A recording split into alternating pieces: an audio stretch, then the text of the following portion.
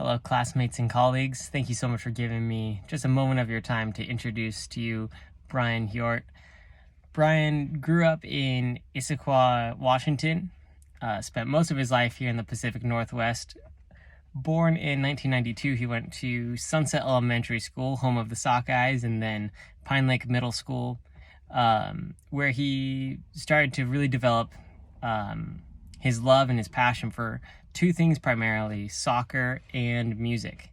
The second of which would prove to be a driving influence throughout his high school, college career, as well as where he finds himself presently and where he hopes to go. As Brian went off to college, he got a job working in 12 Pacific Northwest concert venues, managing in-house merchandise for bands. This job honestly did take him away from his studies quite a bit, and he was not exactly a strong student, but clearly had found his passion and found a job that afforded him the flexibility to explore other interests such as filmmaking, music production, and it was where a lot of his social structure came from. He was able to actually springboard that into a career as a touring merchandise manager.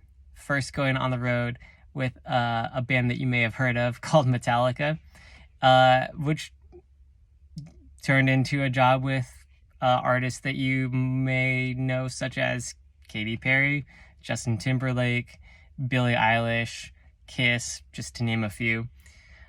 This industry, of course, was a perfect fit for Brian to work in, as it also opened up the horizons of travel, getting to see the world through a different perspective, having now visited something like 37 of the 50 states.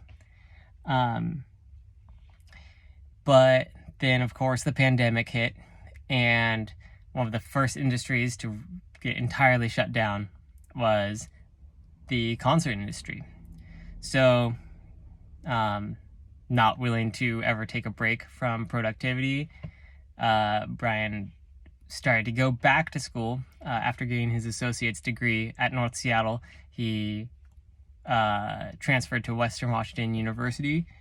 His love for the outdoors definitely made the Bellingham campus an ideal fit, and unsure of what to do beyond working in the concert industry, communication studies proved to be a perfect universal degree and to pursue. And interpersonal communication has always been an interest of his. So that's where we find Brian presently today, 2 quarters away from graduating, but as the world is opening back up, pursuing that touring work again until he finds a career. Thank you for your time. I appreciate it. Excited to hear from you all.